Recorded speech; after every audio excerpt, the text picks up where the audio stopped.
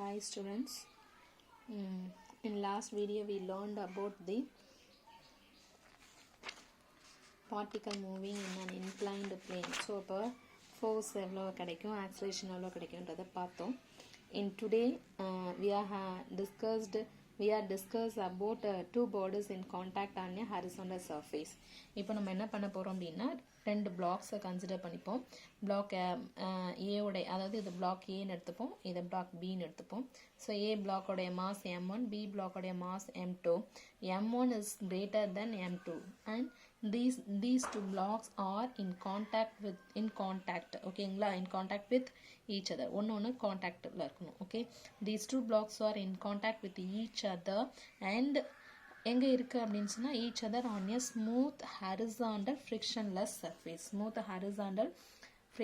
surfaceல இருக்குது. ஓகேங்களா, ரைட். இப்போது நம்ம என்ன செய்ய போகிறோம் அப்படின்னு சொன்னால், இப்போ ஒரு ஃபோர்ஸ் கொடுக்குறோம். இது எக்ஸ் ஆக்சிஸ், இது ஒய் ஆக்சிஸ்னு எடுத்துப்போம். By the application of a horizontal force F, both the blocks are set into motion with acceleration a simultaneously in the direction of force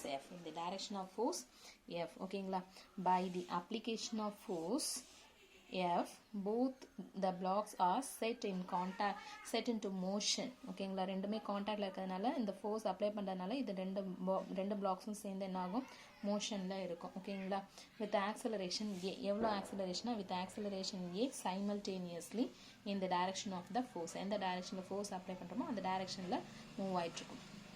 ஓகேங்களா, to find the acceleration A vector, Newton second law has to be applied to the system. நம்ம ஆக்சலரேஷனை find out பண்ணோம். Last class அப்போவே last வீடியோஸ்லேயே சொல்லியிருந்தேன். First வந்து நம்ம acceleration find out பண்ணிவிட்டு அதுக்கப்புறம் velocity கண்டுபிடிப்போம் இல்லையா. ஸோ இப்போ நம்ம இப்போ ஃபைண்ட் அவுட் த ஆக்சலரேஷன் கண்டுபிடிக்கிறதுக்காக என்ன பண்ணுறோம் அப்படின்னா, இது மேலே ஒர்க் ஆகக்கூடிய ஃபோர்ஸ் எவ்வளோ இருக்குன்னு கண்டுபிடிக்க போகிறோம். அதுக்கு by using Newton second law F is equal to ma vector. But எம்ங்கிறது இங்கே ரெண்டு பிளாக்குமே both the blocks are move in motion, both the blocks are get in motion. So ரெண்டுமே மோஷனில் இருக்கிறதுனால so here m is equal to m1 plus m2. ஓகேங்களா, so if we choose the motion of the two masses along the positive x direction, ரெண்டுமே along the positive x direction இருக்கிறதுனால இப்போ என்ன பண்ணிக்கிறோம் அப்படின்னா fi vector is equal to ma I cap. I cap is equal to ma I cap. ஓகேங்களா, by comparing the components on both sides of the above equation. So அப்போ இங்கே I இருக்குது, இங்கேயும் I இருக்குது. ஸோ அதனால f is equal to ma நம்ம எடுத்துக்க முடியும். அண்ட் பட் நம்ம கன்சிடர் பண்ணதில் m is equal to m1 plus m2. So அதனால f is equal to ma where m is equal to m1 plus m2. So இதான் இங்கே substitute பண்ண போகிறோம். The acceleration of the system is given by a is equal to f by m வந்து m1 plus m2. அதனால acceleration a is equal to f divided by m1 plus m2. ஓகேங்களா, so next நம்ம acceleration find out பண்ணிட்டோம். Next என்ன பண்ண போகிறோம் அப்படின்னா, இந்த ஃபோர்ஸ் வந்து exerted by the block m1. இப்போ ஃபோர்ஸ் வந்து யாருக்கு கொடுக்குறோம், m1க்கு. So force exerted by the block m1 on m2. m1 வந்து m2 மேலே கொடுக்குது. m1ஆல் m2 மேலே கிடைக்கக்கூடிய ஃபோர்ஸ், அதை due to its motion is called force of contact. இதுக்கு ரெண்டுத்துக்கும் நடுவில் மோஷன் இருக்கிறதுனால ரெண்டுத்துக்கும் நடுவில் இருக்கக்கூடியதான் motion of contact, force of contact அப்படின்னு சொல்கிறது. ஸோ ஏன்னா இப்போ நீங்கள் இங்கே ஃபோர்ஸ் கொடுக்குறோம், இந்த ஃபோர்ஸ்னால இந்த பிளாக் வந்து இந்த பிளாக் மேலே ஃபோர்ஸ் கொடுக்கும். அதை நம்ம கண்டுபிடிக்க போகிறோம். That is F21. ஓகேங்களா, சாரி F12, சாரி F21. F1ஆல் சாரி M1ஆல் M2ஆல் கிடைக்கக்கூடிய ஃபோர்ஸ் F21. ஓகேங்களா, ரைட். இப்போ நம்ம நியூட்டன்ஸோடைய தேர்ட் லா என்ன சொல்லுது அப்படின்னு சொன்னால், for every action there is an equal and opposite reaction. இங்கே F21 அப்படிங்கிற ஒரு ஃபோர்ஸ் ஆக்ட் ஆச்சு அப்படின்னா இப்போது M2 வந்து M1 மேலே ஒரு ஃபோர்ஸை கொடுக்கும். That is F12. ஓகேங்களா, according to Newton's third law, the block M2 will exert on an equivalent opposite reaction force F12 on block M1. ஓகேங்களா, இப்போ ஃபோர்ஸ் வந்துட்டு இப்போ என்ன நடக்குது அப்படின்னா, ஆக்சலரேஷன் நமக்கு தெரியுது. அந்த ஆக்சலரேஷன் வந்து the force exerted by block M1 on M2 due to its motion is called force of contact. ஓகேங்களா, நெக்ஸ்ட் அதே ஒரு ஃபோர்ஸ் கொடுத்துச்சு, M1 பிளாக் வந்து ஒரு ஃபோர்ஸ் M2 மேலே கொடுக்குது அப்படின்னா கண்டிப்பாக நியூட்டன்ஸோடைய தேர்ட் லா எடுத்தோம் அப்படின்னு சொன்னால் M2 பிளாக் வந்து M1 மேலே மறுபடியும் ஒரு ஃபோர்ஸை கொடுக்கும். ஸோ அது F12 F21 ரெண்டையும் கண்டுபிடிச்சிட்டோம். அந்த ரெண்டையும் இப்போ வேல்யூ என்னன்னு கண்டுபிடிக்க போகிறோம். ஓகேங்களா, ரைட். இப்போ the free body diagram of block M1.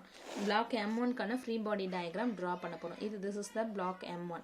இந்த block M1 மேலே ஒரு நம்ம அப்ளை பண்ணக்கூடிய ஃபோர்ஸ் block M2லேருந்து கிடைக்கக்கூடிய ஒரு ஃபோர்ஸ். ஸோ F12 ஓகேங்களா. ஸோ இப்போ நமக்கு எந்த கைண்ட் ஆஃப் ஃபோர்ஸஸ் கிடைக்குதுன்னு பார்ப்போம். F12 இந்த டைரக்ஷனில் இருக்குது, F இந்த டைரக்ஷன் இருக்குது. ஸோ ஆப்போசிட் டைரக்ஷனில் இருக்குது. ஓகேங்களா, இந்த பிளாக் ஒரு ஆப்ஜெக்ட் வந்து ஒரு பாயிண்ட்டாக கன்சிடர் பண்ணிட்டோம். அது மேலே கிராவிடேஷனல் ஃபோர்ஸ் ஆக்ட் ஆகும். அதுக்கு ஈக்குவல் அண்ட் நார்மல் ஃபோர்ஸ் இருக்கும். இந்த ரெண்டு ஃபோர்ஸஸ் இருக்கும். சரிங்களா, இப்போ இதில் வந்து நம்ம கண்டுபிடிக்க வேண்டியது என்ன அப்படின்னு சொன்னால், பை கம்பேரிங் ரெண்டு காம்போனன்ட்ஸை மட்டும் நம்ம கம்பேர் பண்ணுவோம்.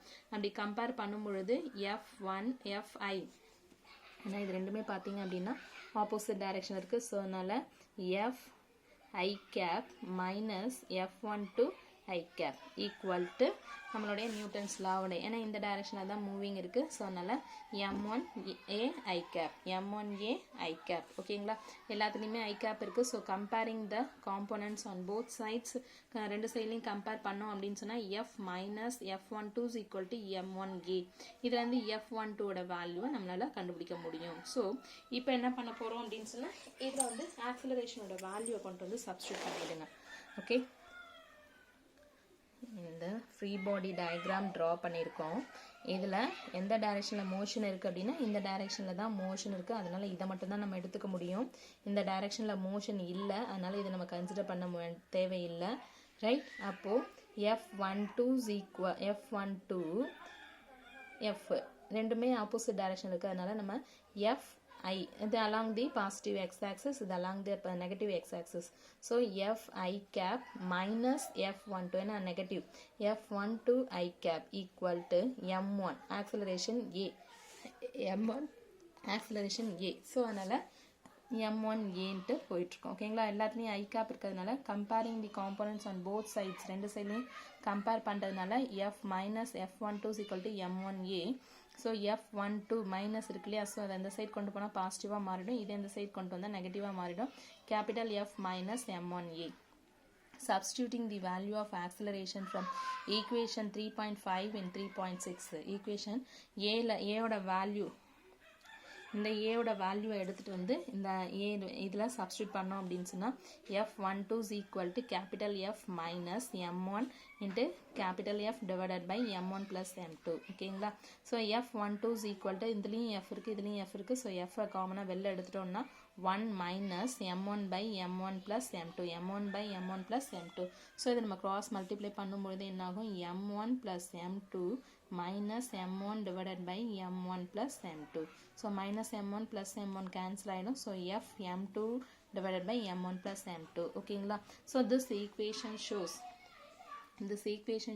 the magnitude of contact force depends on mass M2. So mass M2 depend பண்ணி தான் இருக்கு, which provides the reaction force.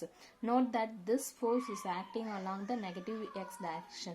இப்போ இது வந்து நமக்கு என்ன force அப்படின்னு சொன்னா ஒரு reactive force, அதாவது reaction force வந்து பார்த்தோம்னா எந்த டைரக்ஷன்ல இருக்குன்னா is acting along the negative x directionல இருந்துட்டு இருக்கு. ஓகேங்களா, ரைட். இன் வெக்டார் நோட்டேஷன் நம்ம அதை அப்படி எழுதுறோம் அப்படின்னு சொன்னால் எப்படி எழுதுனா F12 vector is equal to Fm2, ஏன்னா நெகட்டிவ்ல இருக்கு இல்லையா, ஸோ அதனால இப்போ என்ன பண்ணுவோம், negative Fm2 divided by M1 M2 into I capன்னு போடுவோம். ஓகேங்களா, vector notation F12 equal to minus of Fm2 divided by M1 plus M2 I cap. So இப்போ நெக்ஸ்ட் வந்து M2னால கிடைக்கக்கூடியது என்னன்னு நம்ம கண்டுபிடிப்போம். ஓகேங்களா, ஸோ தட் மீன்ஸ் வந்து F21 என்னன்னு கண்டுபிடிக்கணும். ரைட், இப்போ F21ஓட வேல்யூ ஃபைண்ட் அவுட் பண்ணலாம். For mass M2 there is only one force acting on it in the x direction and it is denoted by F21 பார்த்தீங்கன்னா இது இருக்கு இல்லையா, ஸோ இதுக்கு மேலே M2வால் கிரியேட் ஆகக்கூடிய ஃபோர்ஸு. ஸோ F21 மட்டும்தான் கிரியேட் ஆகும். This force is exerted by mass M1னால M1னால M2 மேலே கிடைக்கக்கூடிய ஃபோர்ஸ் வந்து F21. அந்த ஃபோர்ஸை ஃபைண்ட் அவுட் பண்ணணும், ஒரு ஃப்ரீ பாடி டயக்ராம் ட்ரா பண்ணணும். ஸோ ஆப்ஜெக்டை ஒரு பாயிண்ட்டாக கன்சிடர் பண்ணிட்டோம். கன்சிடர் பண்ணும்போது அது மேலே 2 ஃபோர்ஸ் ஆக்ட் ஆகும். அதில் நார்மல் ஃபோர்ஸும் கிராவிடேஷனல் ஃபோர்ஸும். ஆனால் மோஷன் இன்னும் ஒரே ஒரு டைரெக்ஷனில் தான் இருக்குது. அந்த மோஷனும் எந்த டைரெக்ஷனில் இருக்குது அப்படின்னு பார்த்தீங்கன்னா அலாங் த பாசிட்டிவ் எக்ஸ் ஆக்சிஸாக இருந்துட்டுருக்கு. ஓகேவா? ஸோ அதை நம்ம இப்போ யூஸ் பண்ணி கண்டுபிடிக்கணும். Applying Newton second law for mass m2. applying Newton's second law for mass m2. So இப்போ என்ன ஆகும் அப்படின்னா F21 I caps equal to M2A I cap. F12 I caps equal to M2A I cap. So by comparing the components on both sides பண்ணோம் அப்படின்னா F21 equal to M2A. இதுல இருந்து A ஓட value find out பண்ணலாம், இல்லை F21 ஓட values find out பண்ணலாம். இப்போ என்ன பண்ண போறோம், A ஓட வேல்யூ ஃபைண்ட் அவுட் பண்ணா F2 by M2. அப்போ அதுல இருந்து நம்ம F2 ஓட வேல்யூ போட வேண்டியதா இருக்கும்.